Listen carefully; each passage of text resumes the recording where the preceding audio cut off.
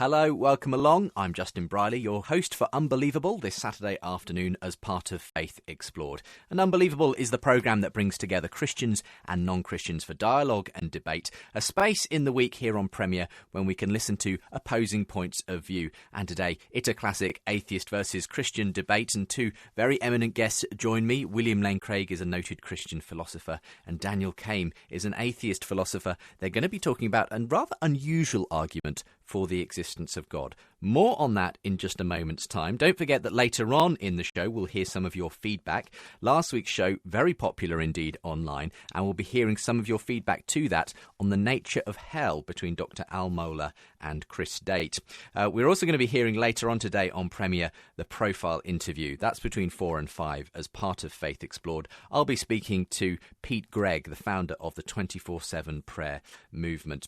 There's lots of other good reasons to keep listening this Saturday afternoon, and you can find out more on the schedule from Premier Christian Radio. And if you want to find out about programmes from Unbelievable and the vast back catalogue of shows and the ways to listen via iTunes and more about our resources, just go to the website of the show, premierchristianradio.com/unbelievable. Right now, let's get into today's discussion. You're unbelievable.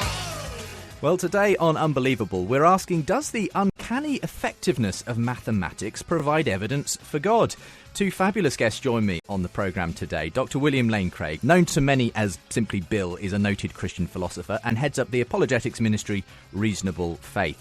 And our other guest is Dr. Daniel Kame, philosophy lecturer at the University of Hull. He's a sceptical agnostic, but he's been appreciative of Bill's contributions to the philosophy of religion over the last few years. They both join me today on the programme to talk about this interesting issue of the issue of mathematics and God. A very warm welcome to you both, gentlemen. Thank you, Justin. Great to have you here. Let's come to you first of all, Bill. We obviously saw you over in the UK back in July when you joined me for the Unbelievable conference. But you've been working on some fairly interesting stuff, haven't you? Do you want to just give us an idea of what you've been burrowing into in the last year or so? Sure. I have been reading extensively for several years now in the philosophy of mathematics with a view toward understanding the existence of mathematical objects like numbers and sets and functions and other abstract objects, and asking how these relate to God. Are they created by God? Are they ideas in the mind of God? Or do they simply not exist at all? Do they exist independently of God? So that's been the question that I've been exploring, and in the course of this study, this question that you raised today kept coming up, namely the applicability of mathematics to the physical world. And this is one of the most famous problems in the philosophy of mathematics, what the physicist Eugene Wigner called the uncanny effectiveness of mathematics, the ability to describe the physical world through mathematics. And this is a puzzle because whether these mathematical objects like numbers and functions and so forth are abstract entities that exist beyond time and space and are causally impotent, or whether you think of them as just useful fictions, it's very difficult to understand the relationship between these and and physical reality, and why physical reality should be so describable. It is an extraordinary thing, and as you say, obviously your studies have kind of brought this question up again and again. I've noticed, in fact, before we get to kind of really nailing down what this argument is as it relates to the existence of God, you've been using it more, for instance, in public debates, in presentations on the existence of God. Yes, it sort of thrust itself upon me. As I say, this wasn't a question that I initially intended to explore, but as I looked at the views of both realists and anti-realists about mathematical objects, it was very evident to me that neither of these camps was able to provide any sort of an explanation of mathematics' applicability to the physical world. And this was self-confessed. They were self-confessedly at a loss to explain why mathematics is applicable to the physical world, whether you're a realist or an anti-realist. And it occurred to me that theism enjoyed a considerable advantage in this respect, that the theist has explanatory resources that are not available to the naturalist, whether he be a realist or an anti-realist. And so that's how I came upon this argument and began to float it in debates and public lectures to see how people might respond. So I'm looking forward to our discussion here today. Sure. Well, we'll get to kind of nailing down on some of those terms you're using there, realist and anti-realist, and how that links into the discussion today. But it's great to have you back on the programme today, Bill. And if you want to find out more about Bill, reasonablefaith.org is where you can find loads of his writing and feedback, podcast and more. Also a great pleasure to welcome onto the programme today Dr. Daniel Kame. Hello, Daniel. Hi, Justin. It's great to have you on. Daniel, we first of all kind of got to know each other at least a little back in 2011 when Bill came over to the UK for a tour, and it was interesting at that time, even as a skeptical agnostic / atheist, you were quite supportive actually of what Bill was aiming to do in opening up these questions around God and so on. So you're obviously evidently very open to this kind of dialogue and discussion.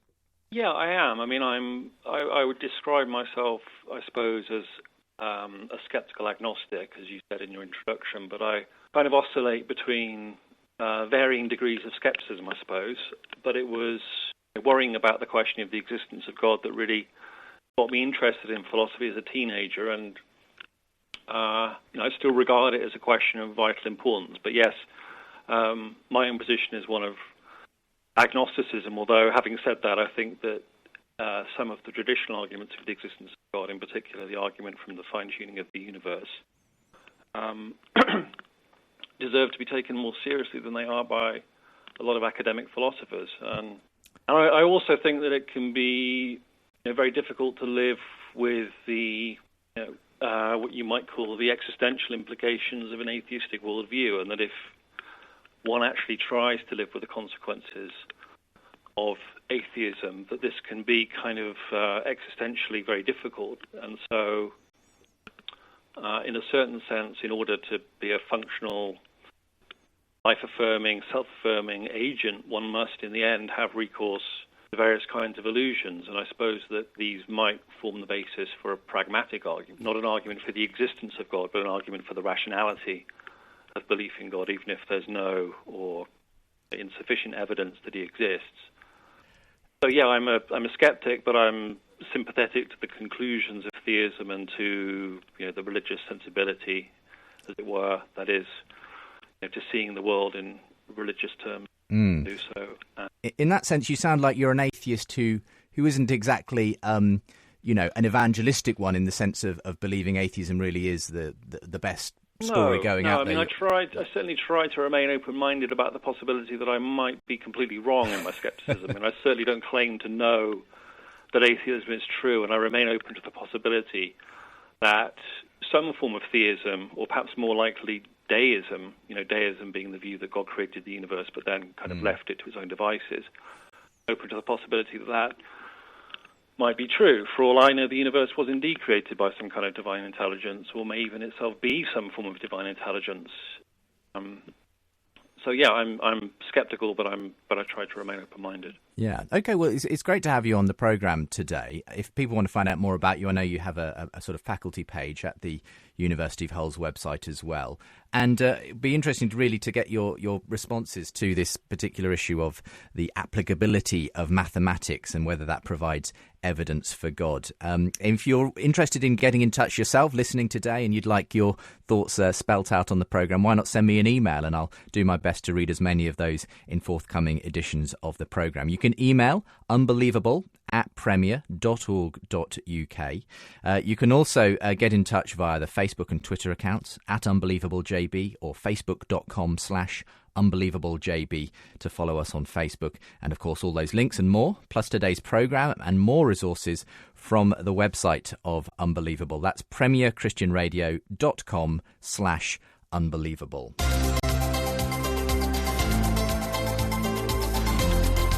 Unbelievable with Justin Brierley. Bill, let's begin as we unpack this topic by getting you to kind of give briefly, at least, what this argument is as it provides evidence for God in your view. Can you give us a basic rundown on the argument from the Applicability of Mathematics? Well, in a sense, it is a sort of version of the fine-tuning argument that Daniel mentioned, except it's not fine-tuning of physical constants and quantities, but the mathematical nature of the physical world. It's extraordinary that the physical world embodies or instantiates this incredibly complex mathematical structure that it didn't have to exhibit. And so one wonders, well, what is the explanation of this? And the difficulty here is that if you're, say, a realist and you believe there are mathematical objects like numbers and sets and so forth, these things are typically regarded as existing beyond time and space and being causally effete. That is to say, they have no causal powers. The number 7, for example, doesn't cause anything. So it's not as though the mathematical realm could have some sort of impact upon the physical world to structure it in accord with mathematics. And if you take an anti-realist view, that is to say you think that these mathematical objects don't really exist, they're just useful fictions, like ideal points at infinity, or frictionless planes, or ideal gases and liquids that are used in scientific theories. These are just useful fictions. Well, then, again, it becomes mysterious how then the world would be structured according to these fictions. Why would the world have the mathematical nature that it does? Can I just here's quickly... where the argument for theism then comes in. Can I just quickly, before we get to that, yes, Bill, go ahead. just so when it comes to this realist and anti-realist view of maths, the realist, as it were, believes that there is, if you like, out there objectively this realm of things that exist, but they're non-causal. They're sort of they just exist, and we can't say that much more about them. That's precisely right. Yeah. These are mind-independent objects. They are just as real as electrons and neutrons and protons. They're independent of us. They were there before we got here. And that kind of comes down from Plato at some level, doesn't it, a little bit? The idea this is a Platonic view. And so realism sometimes goes by the name Platonism. Yes. And then the anti-realist view then essentially sees these objects, the mathematical realm, as being something we've thought up and kind of laid on the universe, but it's not actually out there as such. Right, that's exactly right. And so in that sense, if you're a realist, when we do maths or come up with hypotheses and so on, we're kind of discovering what's already out there at that level. Yes, and that raises other questions in the philosophy of mathematics, namely how we could have access to this realm so as to know what it's like. But that's a different question than the question of applicability. But whether we're realist or anti-realist about this mathematical realm, how does this all tie in, as far as you're concerned, to evidence for God? Well, just this. Whether you're a realist or an anti-realist, as I've explained, the applicability of mathematics to the world seems to be, in the words of the philosopher of mathematics, Mary Leng, a happy coincidence. There isn't any sort of explanation for it. But if you're a theist, then you can believe that God has built the physical world on the mathematical structure that he had in mind. And you can say that whether you're a realist or an anti-realist. If you are a realist like Plato, then you can say that God looked to these abstract objects as his pattern and then built the world on the pattern of these abstract objects. And Plato, in fact, did believe something like that, as he says in his dialogue, the Timaeus. On the other hand, if you think these abstract objects are just fictional, that they're just made up in your mind, well, then you could hold that God has these ideas, he conceives these things, and then built the world according to that blueprint that he had in mind. And this was the view of the ancient Jewish philosopher Philo of Alexandria, who thought that the Platonic realm of ideas really were thoughts in the divine mind, and God has then built the world on that structure. So whether you're a realist or an anti-realist, if you're a theist, if you believe in God, you have the explanatory resources to explain what otherwise seems to be a complete mystery, namely the applicability of mathematics to the physical world. And if you're a naturalist, an atheist, you simply have to, at some level, say it's a mystery or it's a very, very lucky coincidence. It seems to me that that's correct. Yes, I haven't seen any sort of explanation. And in your view, the theistic explanation, God, is a better explanation than simply saying, we don't know or it's a happy coincidence. Right, because the structure of the mathematical structure of the physical world is so complex. It is so arcane that it just cries out for some sort of explanation rather than just saying, well, that's just the way it happened to be. Well, that's a great introduction to the way that this argument sort of comes together, Bill, and so we're going to get a response now from Daniel on that. You've heard the argument, you've looked into it yourself, I know. What's your primary response to this? It does seem like an interesting one, doesn't it? Well, I mean, the first thing to say is that I entirely agree with Bill that there is a puzzle here with respect to the way in which matter, or the physical universe, seems to comply to the rules of maths. That is, the fact that mathematical concepts adequately describe and predict the law-governed behavior of physical phenomena. And particularly striking here are cases where the math seems to be playing a crucial role in making predictions. So, for example, it's on the basis of equations alone that Maxwell was able to predict the existence of electromagnetic radiation. So the mystery here is not just the extraordinary appropriateness of maths for the formulation of physical theories. It's also the role that mathematics plays in the very discovery of those theories. But I take it that some applications of mathematics are going to be unsurprising. So, for example, if I have one apple in one hand and another apple in my other hand, I take it that no one's going to be surprised that I've got two apples. And this is obviously just an application of 1 + 1 = 2. So, here we've got a mathematical truth that applies to the physical world, and nobody feels that this needs explaining.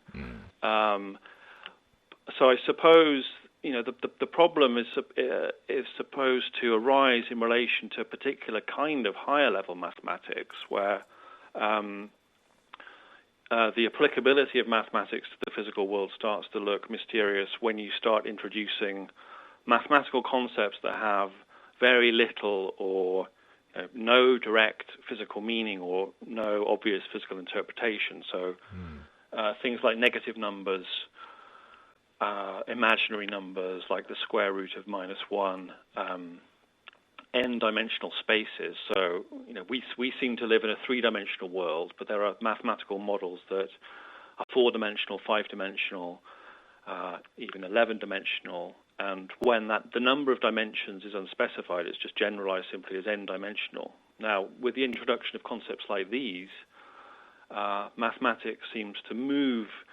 entirely beyond concepts that are suggested by experience. So there's nothing in our experience of the physical world that corresponds to the concept of n-dimensional space or to the square root of -1. So these mathematical concepts don't apply to anything in the concrete world. What's puzzling then is that often these concepts, concepts that have no obvious or natural physical interpretation, nevertheless end up playing a very fundamental role in physics. So what's your explanation then, I guess, as an atheist, as a skeptical agnostic? Do you go down the route of happy coincidence, or is there more to it than that? Well, I mean, my question, first of all, would be, when Eugene Wigner, in his original paper, claimed that there's no rational explanation for the efficacy of mathematics for explaining facts about the empirical world, I mean, I'm wondering whether Bill's argument is an inference to the best explanation. So is he positing God as the best explanation for the applicability of mathematics? So is he saying that theism is more explanatorily robust with respect to the effectiveness of mathematics, more robust than any of the competing naturalistic hypotheses, because there are naturalistic hypotheses which purport to explain the applicability of mathematics, or is Bill making the stronger claim that there could, in principle, be no adequate naturalistic explanation for the effectiveness of maths? Well, let's ask Bill that directly. Bill, what's your view on that? I don't have a hard and fast view. The way I've presented it, I think, is as an inference to the best explanation. And for listeners who aren't familiar with that terminology, the idea there is that the natural scientist, for example, is confronted with a body of data that needs to be explained. And he will then construct a pool of live options for explaining this data. And in inferring to the best explanation, he will pick that hypothesis from the pool of live options, which provides the best explanation of the data to be explained. And it does seem to me that theism would compete very favorably with any other explanation of the applicability of mathematics to the physical world. So I have framed it as an inference to the best explanation. Yeah, Daniel. Okay, so, I mean, the question that then would arise, I suppose, is whether God really presents us with a good explanation, and there we would need to think about what constitutes a good explanation. I mean, what counts as a good explanation is a bone of contention in science and in the philosophy of science, but a good explanation is usually supposed to be one that can be precisely specified, one which identifies an underlying mechanism which would account for the phenomenon for which we're seeking an explanation. And so I would, one criticism then of positing God as an explanation would be that it doesn't seem to specify an account of the underlying mechanism that's supposed to be at work here. I mean, is your worry that it's a bit of a catch-all explanation, God, in that sense? Well, that it doesn't have some of the virtues that we would look for in a successful explanation. So to posit God as the explanation of the effectiveness of mathematics arguably lacks empirical content. So a good explanation would be an informative one, but positing God as the explanation of the effectiveness of maths is in effect just to say that, you know, an intelligent agent did something at some time, somewhere, somehow, to bring about the effectiveness of maths. Now, that's not terribly informative. It doesn't tell us how it doesn't tell us how the universe came to be amenable to description in mathematical terms. Just a quick response to that then, Bill, before we have to go to our first break. I think that the most important criterion for assessing what makes a good explanation would be explanatory power. And it does seem to me that theism has tremendous explanatory power with respect to the applicability of mathematics, because it postulates a mind as the creator of the physical universe, who is free to create the physical universe having the structure that he has chosen. So that seems to me to be a very powerful explanation, even if it's a non-empirical one. I guess the problem we're getting is that at this point, you can't, as it were, explain the mathematical realm with mathematics, because it's sort of, that's what it is. We're coming to, inevitably, metaphysical kind of a point at that point, aren't we, Bill? Is that the case? Yes, this is a metaphysical explanation. It's not an empirical explanation, but it would be something that is beyond the physical in order to explain why the physical world is as it is. And I think as long as we're open to theism, that this is something that deserves to be taken seriously. We're going to take a quick break, and we'll come back to this and allow Daniel to respond as well. I want to kind of open up this whole area though of this remarkable universe we live in, which seems so open to being described and modelled in mathematical terms. Does that mean that there are this mathematical realm out there, and is God responsible for it? Those are the kinds of questions we're asking on Unbelievable today. Two very special guests join me today as we ask whether the effectiveness of mathematics provides evidence for God. William Lane Craig, known as Bill to many, joins us on the programme. Dr. Daniel Kame, philosophy lecturer at the University of Hull, my other guest today. And looking forward to your responses to today's programme as well. We'll be back here on the show that aims to get you thinking in just a moment. Premier Christianity, for cutting-edge commentary and encouraging stories. Tackling the big issues to help you live out your faith. In the latest edition, we give you 10 ways to grow your church in 2015 as we distill wisdom from leaders whose congregations are bursting at the seams. There's practical advice on how to get into Scripture from John Pritchard.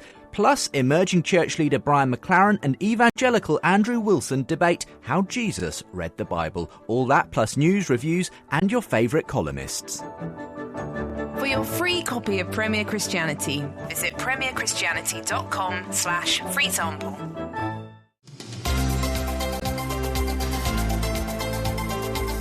You're listening to Unbelievable on Premier Christian Radio. Welcome back to the second part of today's programme. A really unusual and, I think, interesting argument for the existence of God is under discussion today on Unbelievable. If you want to get in touch with the programme, by the way, do email me, unbelievable@premier.org.uk. Let me know what you think about today's topic. We have a number of Christians and atheists who listen to the programme, and I know these kinds of programmes always generate a great response. So today on the programme, William Lane Craig joins me. He's a noted Christian philosopher, heads up the ministry Reasonable Faith as well. Dr. Daniel Kame is a philosophy lecturer at the University of Hull. He's a sceptical agnostic, but's been very appreciative of Bill's contribution to the philosophy of religion, and says that, you know, he's willing to sort of certainly think through and argue with the arguments that Bill makes. And we've been hearing that already in the course of what we've been hearing. So we're talking about the uncanny effectiveness, effectively, of mathematics. And just to give a quote in full from Eugene Wigner, who was the physicist who first wrote this paper on the unreasonable effectiveness of mathematics. He says, "The miracle of the appropriateness of the language of mathematics for the formulation of the laws of physics is a wonderful gift which we neither understand nor deserve. We should be grateful for it and hope that it will remain valid in future research and that it will extend, for better or for worse, to our pleasure, even though perhaps also to our bafflement, to wider branches of learning." I mean, in that sense, Bill, do you think that, I think that was probably written in the 60s, that paper originally. Do you think that still holds today with many physicists, that they continue to see this extraordinary mapping of these theories? That is quite clear. As I say in my reading of the literature over the last several years, this question just keeps coming up again and again, and people continue to express bafflement at it. It isn't as though there is some sort of competing explanation out there that is offered. It tends to just be re-expressions of the amazement that Wigner described.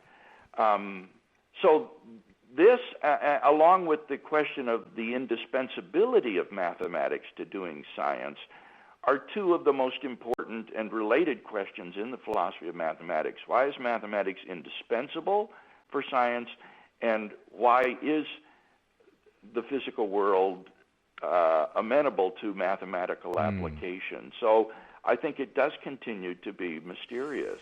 I remember you used this argument possibly for the first time in a debate against Alex Rosenberg at Purdue University.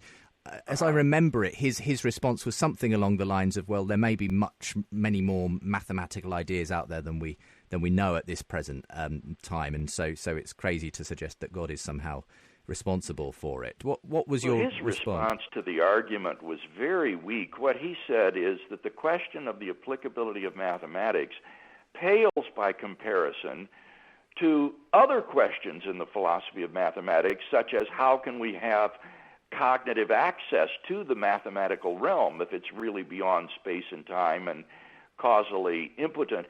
Well, you can't solve one problem by saying there are more difficult problems. That doesn't do anything to answer the question of the applicability of mathematics, and yet that was really all he had to offer.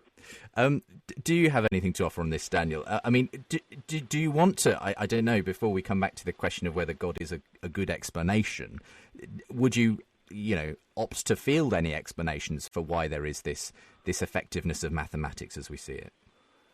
Well, I mean, I think that, if you're looking for a naturalistic explanation for the effectiveness of mathematics, one possibility is that there's a naturalistic psychological explanation for the appearance that maths is so unreasonably effective.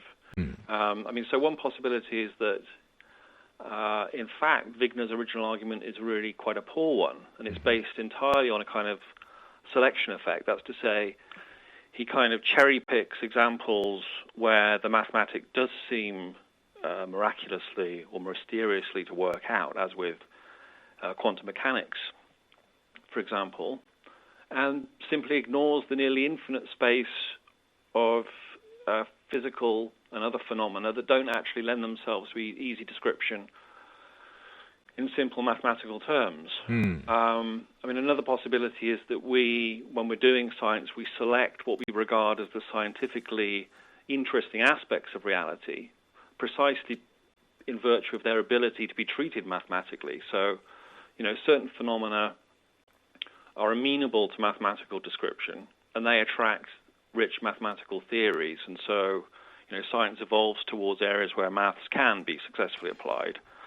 In that sense, it puts the focus on us as beings that evidently the way we function works with mathematics, and so we tend to put mathematical explanations onto things. Is that? Well, the idea would be that it's the selection of topics that creates the impression of mathematics' unreasonable effectiveness. So, the fact is, most areas of human inquiry are not mathematical, because the vast majority of the phenomena of human experience aren't amenable to mathematical description. So morality, art, aesthetics, literature, psychology, human relationships, economics, politics, international relations, none of these phenomena are amenable to mathematical description. So mathematics actually has, quite significant limits to its power. Now, of course, if that kind of selection effect is at work here, that wouldn't be enough to explain, of course, why maths applies to the extent that it does.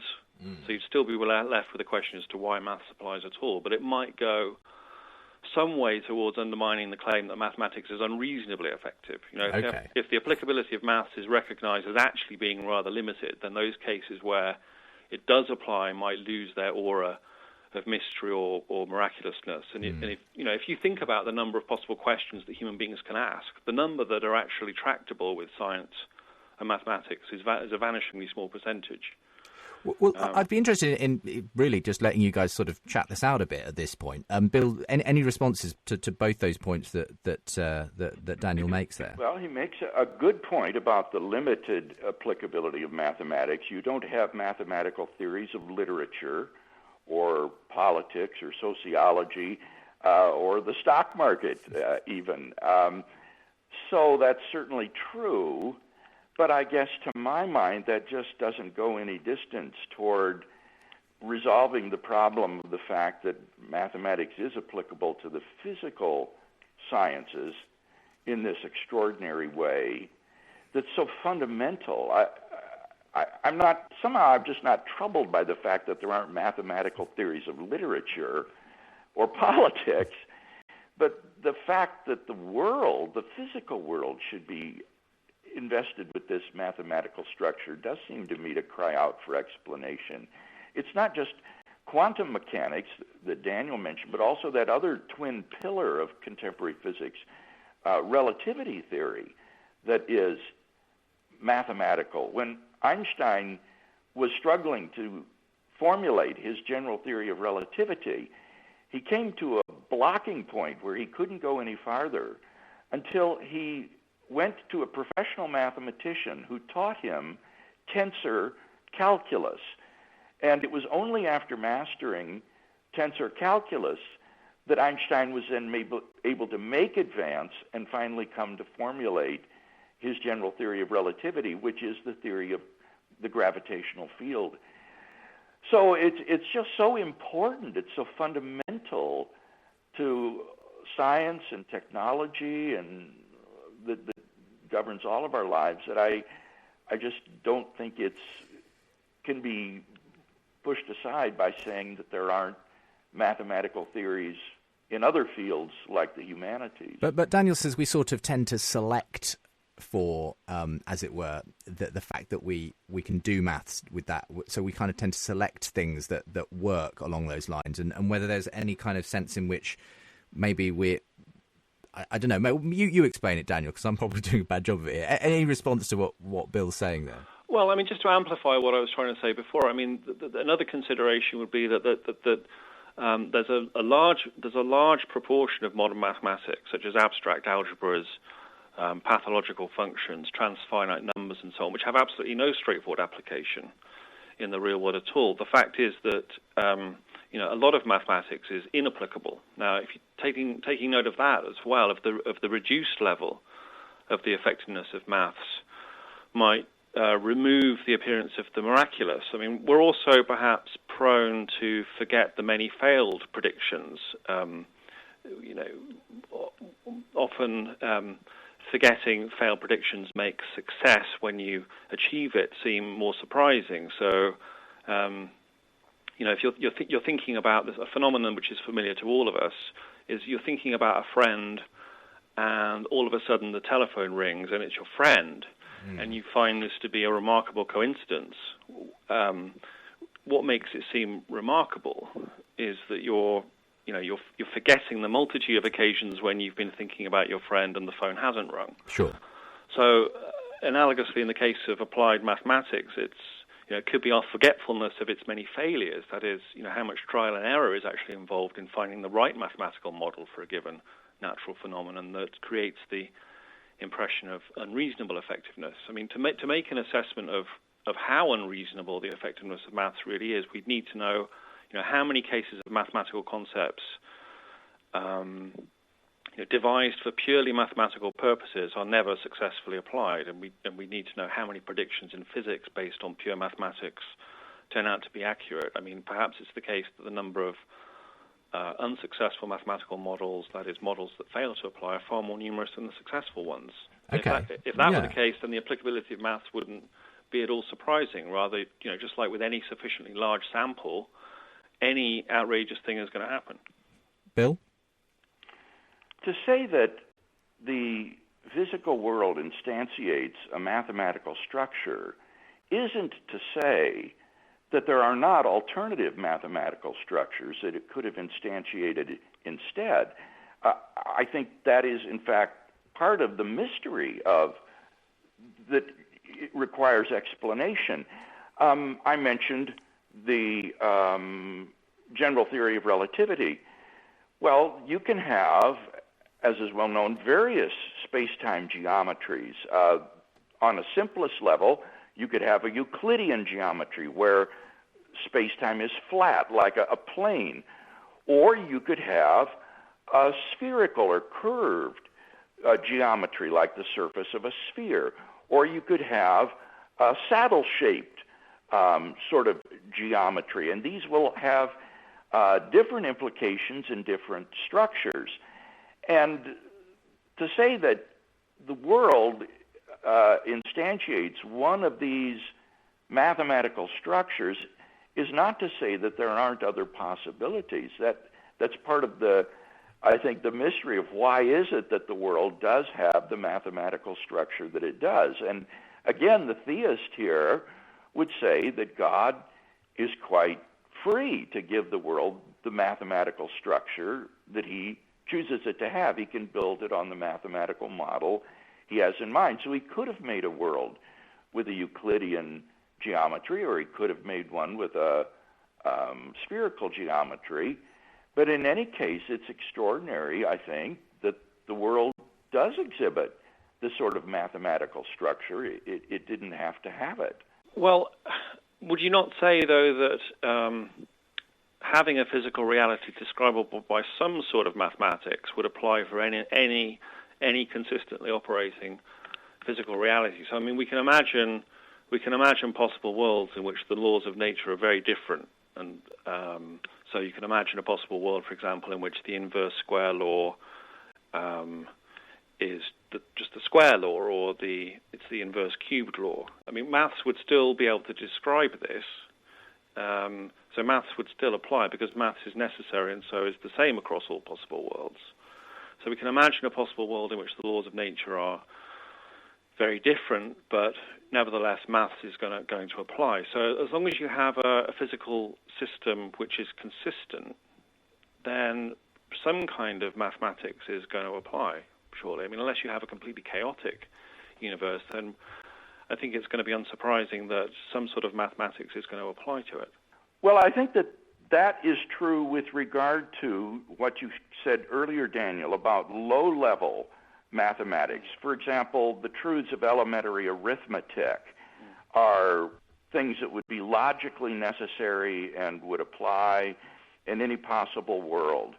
Or I was recently reading a book by one mathematical realist who gives the example of the mathematician Euler and his proof that the bridges in Königsberg in Prussia could not all be traversed by only crossing each one time. You would have to go over one of the bridges twice in order to traverse all the bridges. And the author was pointing out this is a mathematical necessity. Everyone in Königsberg was aware of this truth, but Euler provided a mathematical proof of this. Well, now, these kinds of mathematical truths or structures wouldn't be mysterious because they're metaphysically necessary. But as Daniel says, when you get into higher level mathematics, like my example of different geometries, for example, or general theory of relativity or quantum mechanics, there isn't any sort of metaphysical necessity that the world has to exhibit these sort of structures. And so again, the naturalist, it seems to me, is just sort of left saying that this is a happy coincidence, which really isn't explanatory at all. Yeah, do you want to come back on that, Daniel? I mean, is what you're saying, Daniel, that even at the higher level types of, mathematics and the physics it describes and so on, that, well, you could still have another possible world in which there might be a different set of physics and would be existent, but we would come up with a maths that would describe that, if you like. Is that what I'm getting from you? Well, yes. I mean, standardly, mathematical truths are taken to be necessary truths, and one way of expressing that is to say that they are true in all possible worlds. So in all possible worlds, 2 + 3 = 5. Mm-hmm. Laws of nature, by contrast, are plausibly contingent. That's to say that they vary across possible worlds. So we can imagine worlds in which the laws of nature are radically different from the way they are in the actual world. Now, I mean, even if the laws of nature are different in other possible worlds, arguably maths is still going to apply. So, the example I used before was the inverse square law. If you have a world in which the inverse square law is actually the inverse cubed law, well, there's no reason why maths is not going to be able to describe that. Because it seems that for any physical reality that's describable by some sort of mathematics, it's going to be the case that any physical reality is describable by some sort of mathematics if that physical reality is consistently operating in some way. Because maths applies in all possible worlds, the effectiveness of maths is in effect unsurprising. Okay. Bill, so you'll have to help me here because I may be struggling to keep up. But the effectiveness of mathematics is unsurprising if mathematics holds in all possible worlds. I think is where Daniel's coming from here. So what's your response on that? I guess the question here would be: must the physical world, by metaphysical necessity, exhibit the sort of structure that it has? And I think we both recognize that no, it doesn't. It's contingent that the mathematical world, or rather that the physical world, would instantiate the particular mathematical structure that it does. And so I'm wanting to say, what's the explanation of that? And I think Daniel seems content to simply say, well, it's just as good as any other, and so there just isn't really anything here to be explained. Is that the case, Daniel? Well, I'd want to come back to the question of whether God provides an adequate explanation. I mean, if we accept the claim that the effectiveness of maths really is surprising, then the question arises as to whether positing God constitutes an adequate explanation for the phenomenon.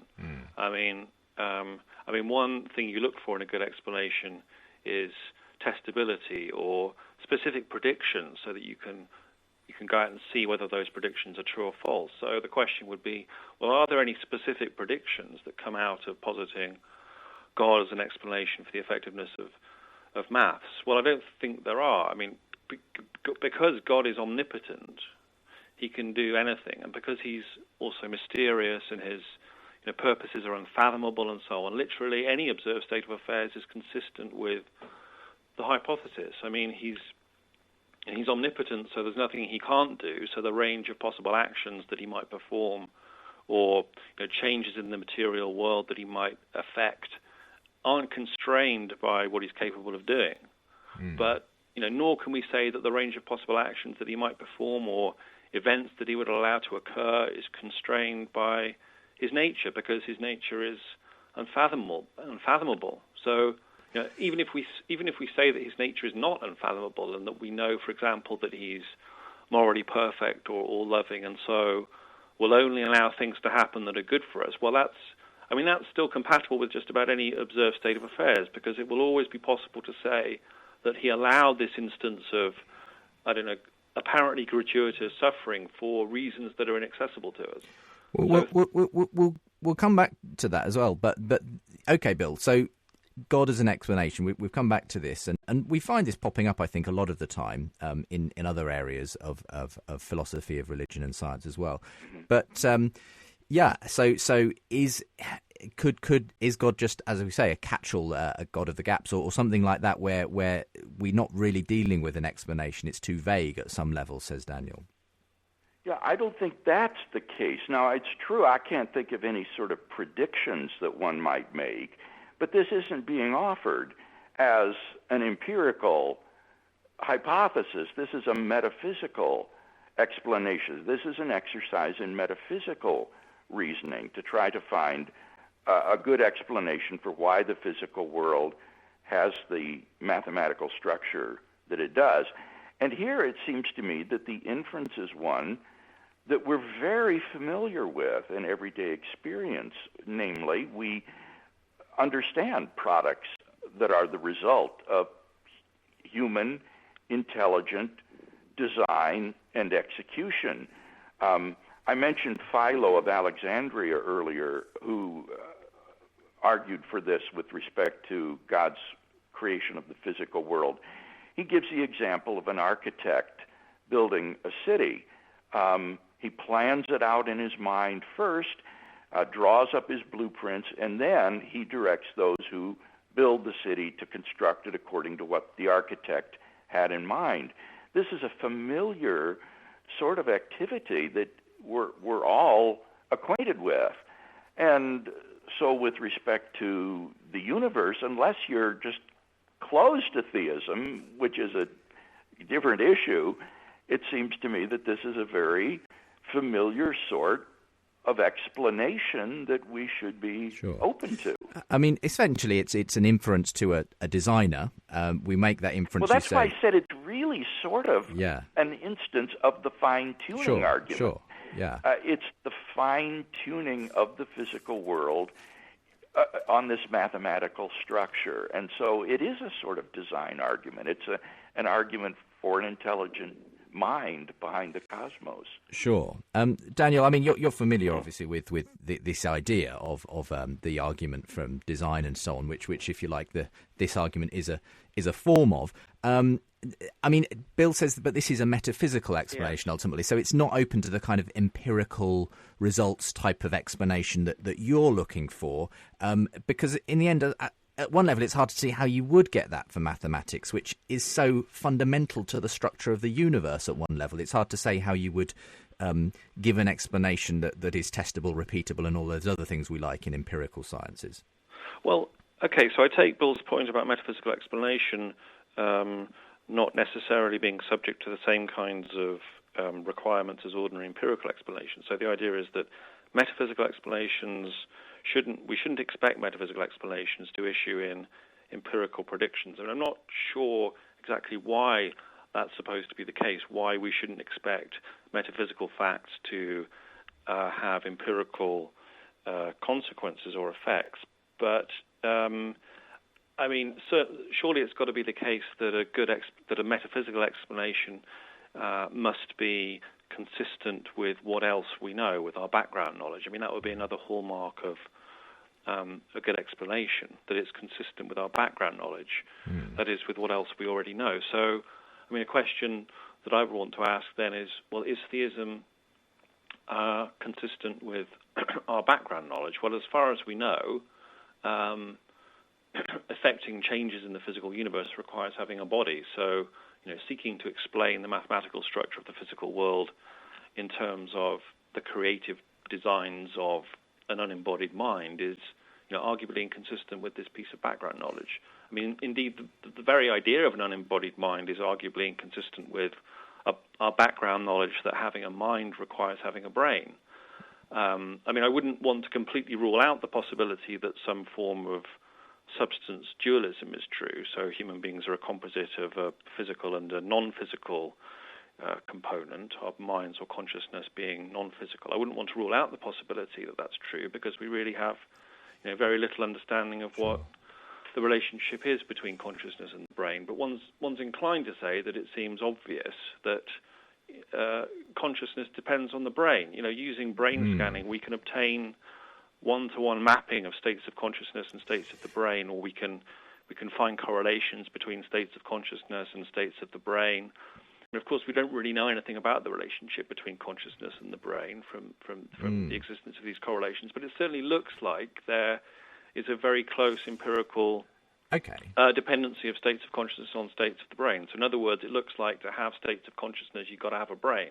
Well, let's get a quick response from Bill before we have to go to another break and start to wrap things up. Well, I would say just very quickly that isn't an objection to the argument from the applicability of mathematics. That's an objection to theism, period. And of course, if you're not open to theism, then this isn't going to be an acceptable explanation to a person. So this question throws the debate into a quite wider arena that isn't really about this argument in particular, but about the coherence of theism, period. Sure.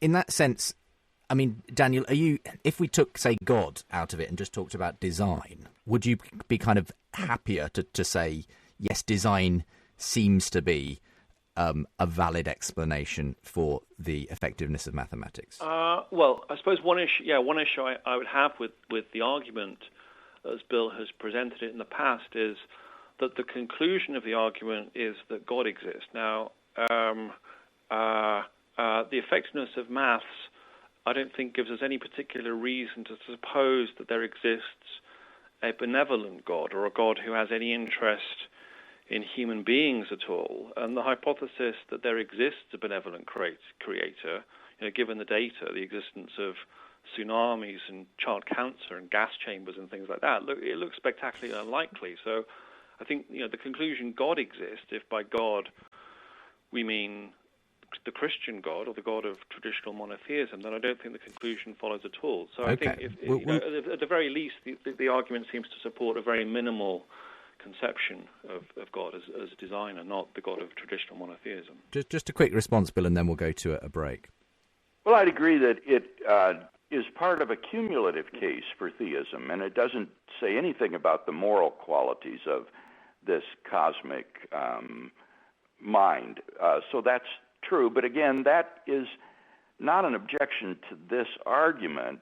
That throws the debate into a much wider arena where we talk about the problem of evil, talk about mind-body dualism and things of that sort. And those are those are different issues. And in a sense, that's true of many arguments. The argument from fine-tuning, and others that you could, the ontological argument, they don't obviously get you to the Trinitarian, full-blooded Christian God, but they do, as it were, provide evidence, as far as you're concerned, Bill, for a creator at the very least, and the concept of a God. Yeah, this would give us evidence for an incredibly intelligent, if not omniscient, mind that is enormously powerful behind the cosmos, a sort of creator and designer of the cosmos, of incomprehensible intelligence and power.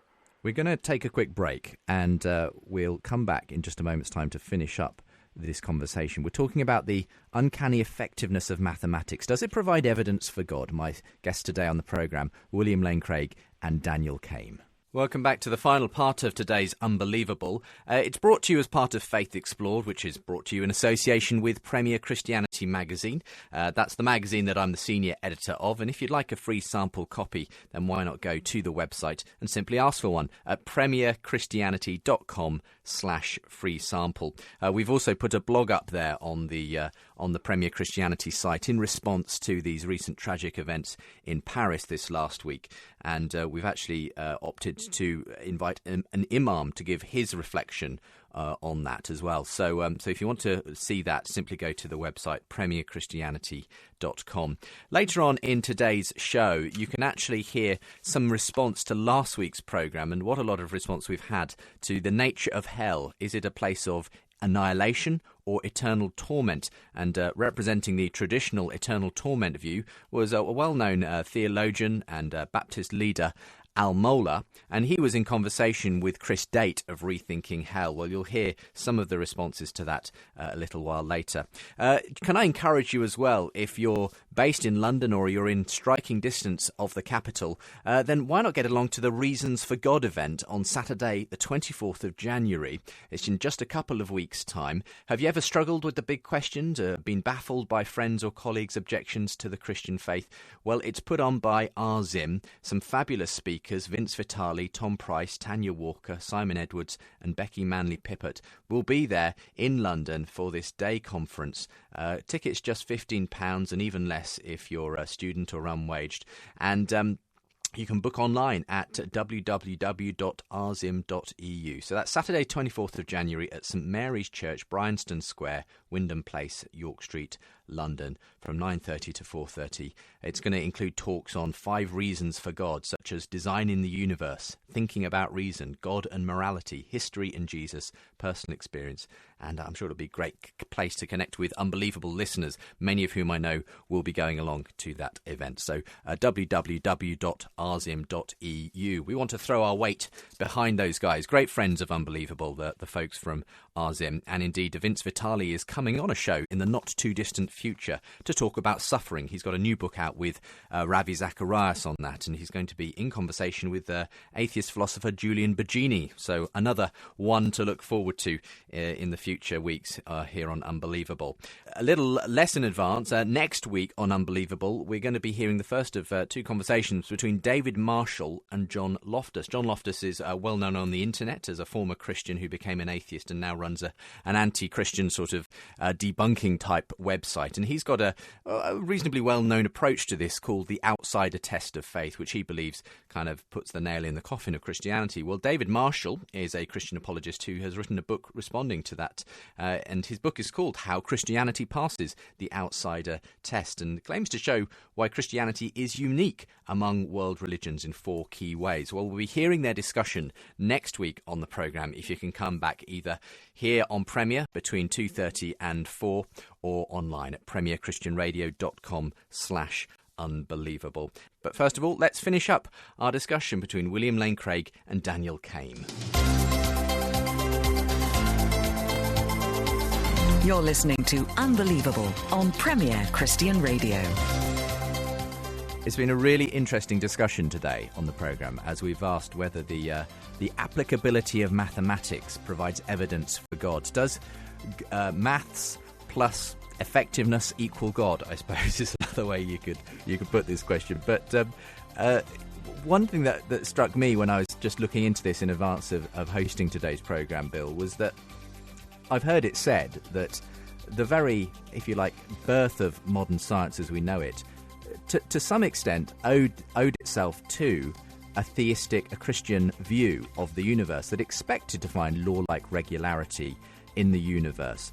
Is that a fair assessment? How does that play into this particular argument? Well, I'm not a historian of science, but I know that people like Alfred North Whitehead have said and believed that modern science was birthed in the context of Western culture as opposed to the Orient or Africa because of the Christian theological commitment to the rationality of the physical world, that the physical world does exhibit this rational structure, which would include mathematics, and is therefore amenable to rational exploration and discovery. And that is part of the reason that science was born and flourished within the West. I mean, let's come to you, Daniel, and obviously Bill has said in that last section that he's not saying this argument in any way gets us to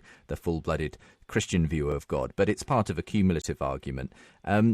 What's your take on this then? I mean, it sounds like you're willing to almost, as you said, see some evidence here for some kind of deism.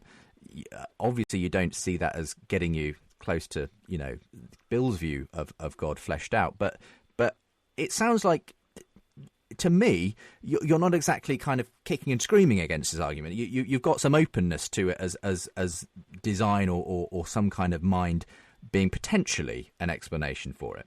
Well, I wouldn't want to categorically rule it out. No, I fully accept that there's a very deep puzzle here. There's also a problem here to do with the role that aesthetic considerations play in the development of mathematical theories, which renders the problem even more puzzling. I mean, scientists and philosophers often invoke aesthetic considerations to help decide between two theories that are empirically equivalent. So, scientists will prefer a theory that's more simple or elegant to a theory that has the same degree of empirical support but which lacks the simplicity and elegance of the rival theory. Now, there's a problem here as to why there should be any kind of relationship between aesthetic considerations and the epistemic worth of a theory. Now, that's puzzling enough, but aesthetics plays an even more puzzling role in the problem of the unreasonable effectiveness of maths, because in maths, aesthetic considerations seem often to be responsible for the development of mathematical theories themselves, and it's these mathematical theories in turn which then play a very crucial role in the discovery of our best scientific theories. So, new empirical phenomena are discovered via mathematical models which were devised to satisfy purely aesthetic desiderata. So it wasn't based on any experimental observations. For example, that Dirac was able to predict the existence of antimatter. Now, these kinds of facts about the applicability of maths to the physical world do look extremely mysterious. You use the word mysterious. Obviously, very often I hear mathematicians and physicists talk about the beauty of mathematics, and in that sense, yes, it's almost an aesthetic appeal, isn't it, to the nature of these theories and the way they all map together and hold together in such a quote-unquote beautiful way. And that seems to, as you say, lend a lot of the weight behind why we believe these theories and we invest so much in them. You say they're mysterious in that sense, because well, I don't know, because it's somehow, does that mysteriousness point to something beyond itself, or is that just a mystery that we kind of take as a brute fact of the universe? It can be viewed at this stage as an unsolved problem. I've marshalled a number of possible sort of naturalistic psychological explanations as to why things appear, why the effectiveness of mathematics appears so remarkable. I'm not suggesting that any of those psychological explanations actually fully adequately explains the effectiveness of mathematics, but I think it would be premature to rule out the possibility of a purely naturalistic or scientific explanation. There doesn't seem to me to be any, in principle reason why there couldn't be a naturalistic explanation, and that one must, have recourse to God in order to explain the effectiveness of maths. Let's come to you, Bill, then, just as we start to close out the programme. We don't need to rule God in. We shouldn't rule out other possible explanations down the line. So at this point for you, is God simply the best explanation on the table, I suppose, as we know about maths? Honestly, Justin, I think he's the only explanation on the table. I don't see what the competing naturalistic hypotheses are. And Daniel's point about the aesthetic aspects of the physical world is a very interesting one that I hadn't even thought to draw into the discussion, but is certainly relevant here. Sometimes scientists will be very dissatisfied with a theory because they say it's too ugly to be true, and are guided by these qualities of or criteria of elegance and simplicity and so forth in the quest for the right mathematical theory. So, and in terms of naturalism, I think here it's what makes it so difficult for naturalism to give an explanation, even in principle, is that we are asking for an explanation of the entire natural realm. Why does the whole physical universe instantiate this mathematical structure? And there can't be anything about it that explains itself. So it's very difficult to see how there could be any naturalistic explanation about why nature is mathematical. You need something transcendent. We're going to have to draw a close. Daniel, it's been really good to have you on. Anything you'd suggest to people who want to look into this for themselves? I mean, I know it's an area that because I invited you on, you started to look into in a bit more depth yourself, and where people could take it next if they're interested. Yeah, well, I could recommend the writings of Quine and Putnam, Villard van Orman Quine and Hilary Putnam, who were two very important 20th century philosophers who wrote a lot about the supposed indispensability of mathematics for science. They support a realist view of the nature of mathematical objects. And then there was a very interesting book which was written largely in response to Quine and Putnam's indispensability thesis by a philosopher named Hartree Field, a book called Science Without Numbers, which purports to show that, in fact, mathematics isn't indispensable to science, and that scientific theories can be reformulated in terms which are completely purged of all mathematical vocabulary. And he does this with the example of Newtonian gravitational theory. Daniel, it's been great having you on. Thank you for being on the programme today. Thank you. It's been really interesting to get your input on today. Bill, thanks also. And when can we expect to see the fruits of all your labours when it comes to your investigations into these realms of mathematics and realist and anti-realist views of reality and so on? Well, let me say before I answer that question that we mustn't confuse the indispensability of mathematics with its applicability, as I said. Those are two distinct issues.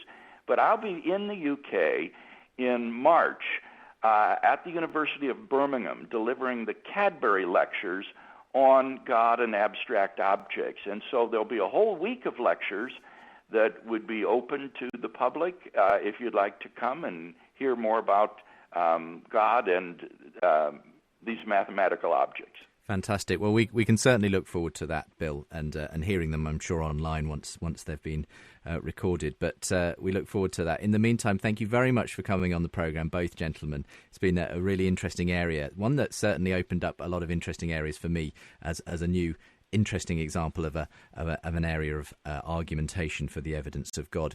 And if you want to find out more about my guests, Daniel Kame is from the University of Hull. You can find his profile page on their website. And William Lane Craig, of course, heads up the ministry Reasonable Faith, reasonablefaith.org for more examples and articles, blog posts, the podcast, and much more besides. Thanks, gentlemen, for a fantastic discussion, and I wish you all the very best for 2015. Thanks very much, Justin.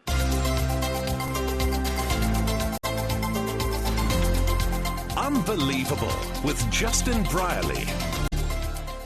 Well, before we get to some of your feedback, just a reminder that if you enjoyed what William Lane Craig had to say on the programme today, you can always avail yourself of the Unbelievable Conference 2014 DVD and audio CD, which features him and, of course, a number of other Christian thinkers and apologists who joined me back in July at Westminster Central Hall. To find out more, premierchristianradio.com/DVD to order yours. Perhaps treat yourself in the new year. And we've got some feedback as well. We're going to be hearing about your thoughts on the debate on hell last week. But before we get to some of those, going a bit further back, Keith Ward and Michael Roos debated the evidence for God at the beginning of December. And here's what Mike in Toronto had to say.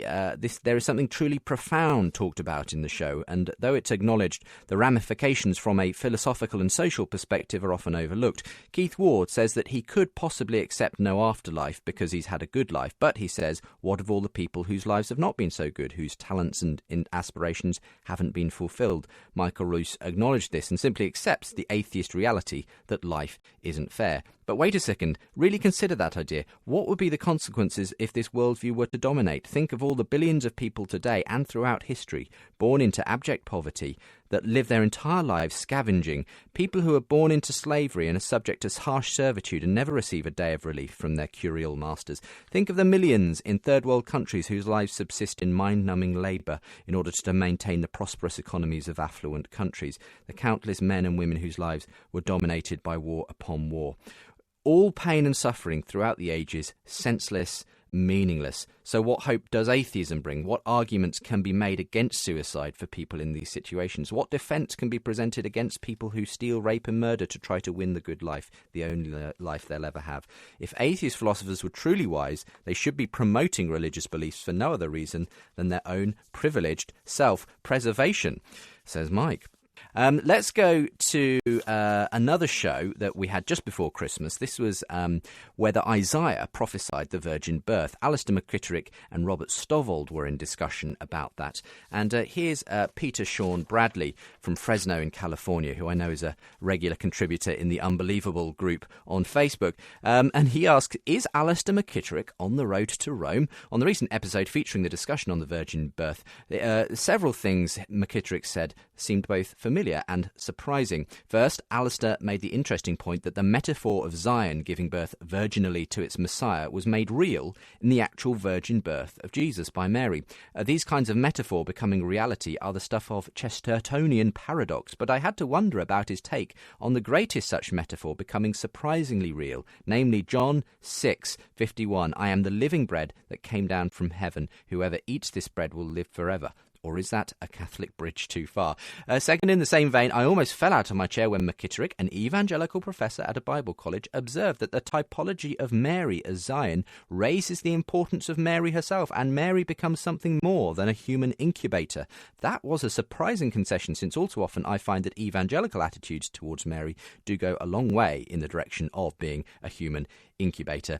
And if you couldn't tell from that, Peter himself is a Catholic and was all for hearing Alistair McKitterick give what he thought were some interesting arguments in favour of the Catholic view of Mary's role. Anyway, thank you very much. Let's get on to these many emails that came in anyway on the Rethinking Hell episode. Should evangelicals be rethinking their approach to hell? We heard from someone who had rethought their approach to hell, Chris Date. He's one of the founders of the Rethinking Hell website and was able to give, I think, some really interesting arguments for the biblical view of annihilationism or conditional immortality.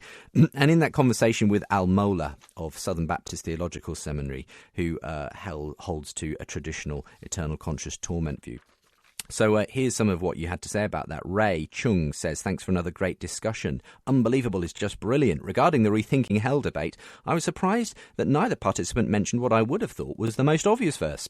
And the devil who deceived them was thrown into the lake of burning sulphur, where the beast and the false prophet had been thrown. They will be tormented day and night forever and ever. Revelation 20, verse 10. I think it's almost inescapable that the false prophet is a human person or persons. Is he the only one in in this lake of fire? It would seem not. As it goes on to say, then death and Hades were thrown into the lake of fire. The lake of fire is the second death, and so on. I don't bring this up to gloat, but as a matter of interpreting scriptures faithfully and fairly, and also as important implications of how we faithfully present the gospel. And you say you've sent that comment over to Chris as well, and at the time you emailed me, were awaiting the response. Anyway, thank you very much. Ryan from Kentucky says, I have a few perspectives and opinions I'd like to offer. It's my perception that Al-Mola appealed to tradition far too many times to be taken seriously. In my experience dealing with him on other topics, he seems highly non-intellectual, I don't mean unintelligent, preferring to preserve doctrine rather than promote truth. He used the argument that the church has a tradition of interpreting scripture one way, and therefore we should continue interpreting it that way because he perceives that as likely the obvious reading of the text to a layman. And he says Chris used fancy, complicated grammatical arguments to make his point. My question for him is, why should we trust the layman reading, the traditional reading, when scholarship has progressed so far in both textual criticism and our understanding of Christian history? But you also had a criticism for Chris Date, saying he holds to the relatively regular assumption that most evangelicals make, unsupported by scholarship, which says that the Bible represents only one theological opinion on any given topic. I would argue the Bible has many theological opinions on this topic, both in the Old and New Testament. Alf Latham in Middlewich, Cheshire says, in the biblical text interchange between Mola and Date, there was too little employment of elementary principles of justice. In the parable about the rich man and Lazarus, Jesus demonstrates several moral points. First, the poor man at last receives dignity and healing with Abraham. Abraham then indicates to the rich man why he's on the rubbish heap. In life, the rich man dismissed Lazarus as a nobody, allowing him to suffer hunger, thirst, heat, cold, illness, and gave him no dignity. Therefore, the rich man now suffers what he allowed the poor man to suffer. This is simply justice as retributive, measure for measure, payback. But even now, the rich man still dismisses Lazarus as a nobody in comparison to Abraham and to himself. He asks Abraham to bid Lazarus cool his tongue and for him to go back to warn his brothers. He still discounts the worth of Lazarus. Jesus is making clear that nobody is allowed into heaven with that baggage. Well, there are two possible outcomes. The positive outcome is that he finally realizes what his suffering is meant to show and in repentance sincerely apologizes at last to Lazarus, to whom he showed no pity. But if he doesn't, we're left to presume from other warnings that he is let to enter the domain of like-minded, hard-hearted, self-made man in outer darkness. Now, as to whether that therefore suggests an annihilationist or eternal conscious torment view, I'm not sure, but it's a really interesting point of view, Alf, on that particular parable told by Jesus. Chris in Brooklyn says, this week's discussion on hell was engaging as ever, but it reflected why Christians have such a hard time appealing to non-believers, myself included. Al-Mola and the traditionalists will have to come up with a rational explanation as to why a loving God would torment me for eternity for the sin of not believing in him for a relatively short 75 years or so. Chris Date and the annihilationists will have to explain to me why, since I expect non-existence to be my fate at the end of my life, I should worry about God's penalty for non-belief. And both will have to answer the really big question on such a transcendently important question as the eternal future of every person on earth. How is it their Holy Scripture is so unclear and two such divergent philosophies can be supported? Okay, loads of stuff here. Maybe just time for one more from Perry Marshall. Says, good job. 20 years ago, I met an atheist who grew up a Catholic. By far, his number one reason for rejecting faith was hell being a place of eternal conscious torment. He found a random accidental universe far more sensible than a loving God who gratuitously tortures people forever. Well, I can affirm Chris Date's assertion that the traditional view does repel some people from the gospel. I think Chris overstated his case slightly in several places, but he did make important points. Passages in the Old Testament like Isaiah 34:10, where a city has been burned to the ground and stands as a permanent memory, lend a much different flavour to the idea of eternal destruction. Faith of the Early Fathers by Jürgens is a catalogue of early church writings from 80 AD to the Middle Ages. There you can see what I call hell inflation. Early comments about hell are much the same as Scripture themselves, but by 200 AD, people are saying things like, the clever fire that burns the limbs and restores them, wears them away, and yet sustains them. Later authors elaborate on that idea so that by the Middle Ages you have Dante's lurid descriptions of people being tossed back and forth between ice and fire. Many biblical passages do imply death, not unending torture. What traditionists call eternal destruction would actually seem to be something more like eternal non-destruction. I question whether there they're capturing the idea correctly. Church consensus does side with Al Mohler's view, and I can't honestly dismiss it, but it does seem that the exact nature of final judgment in the Bible has much ambiguity. Perhaps this should not surprise us.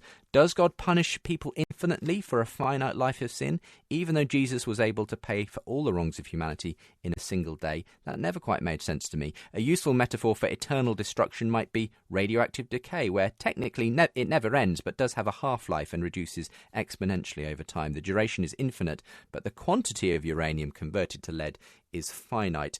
I personally remain undecided on this issue. Ultimately, I refer to the nature of God as revealed in Scripture, that he is absolutely just and fair and does not take pleasure in the destruction of the wicked, Ezekiel 33. And there are lots of useful comments in the Facebook thread, by the way. Thank you, Perry. Yes, lots of conversation when I posted this to the Unbelievable Facebook page. So if you want to visit that, it's facebook.com/unbelievablejb. And equally, under the programme, where if you go to the actual Unbelievable episode at the website, you can find lots of comments there from people. I'm just going to maybe bring a couple of those as well. So that's premierchristianradio.com/unbelievable. Go to the episode in question. You'll find a lot of conversations going on. Here's what Gary said. I was a little disappointed your guest spent the whole time talking about whether the Bible verses support their view, and none talking about whether their view makes sense. Eternal conscious punishment seems to me the very definition of pointless suffering. Supposedly, once the resurrection occurs, everyone will be either in heaven or hell for eternity. So what's the point in continuing to punish people in hell? It wouldn't serve as a deterrent for misbehaviour, nor would it change the way the damned behave or believe. If nothing good would ever come for it, then I fail to see how it would make any sense. If that were the actual state of affairs, then the only compassionate thing to do would be to put them out of their misery. On the other hand, Ricardo says, I'm glad the Southern Baptists are actively fighting this trash. Annihilationism has a horrible stench. As Christians, we believe in the Scripture, which quite clearly depicts eternal conscious torment. There you go. Just a variety of comments coming in. Thanks to everyone who's been in touch about it. Well, that brings us to the end of today's programme, and thank you for joining me. And come again for another exciting hour of debate at the same time next week. I'll tell you what's coming up now. You're unbelievable. David Marshall is a Christian apologist. His new book, How Christianity Passes the Outsider Test, is a rebuttal of well-known internet atheist John Loftus. They both join me on the programme next week to debate that and the validity of the Christian faith in a world of many different religions. Join me for that, same time, same place, next week here on the show that aims to get you thinking. Unbelievable. Joining me next for the profile, Pete Gregg.